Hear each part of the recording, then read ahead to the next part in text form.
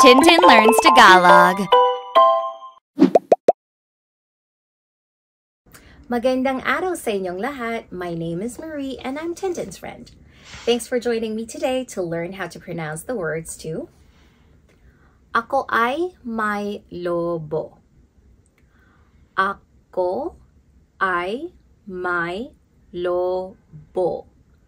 Lumipad sa langit.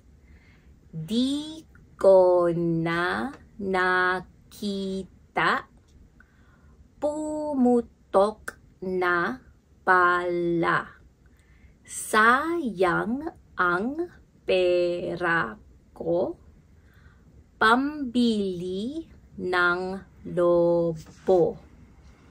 Kung pagkain sana, nabusog pa ako. Let's try that one more time. Ako ay may lobo. Lumipad sa langit. Di ko na nakita. Pumutok na pala. Sayang ang pera ko. Pambili ng lobo.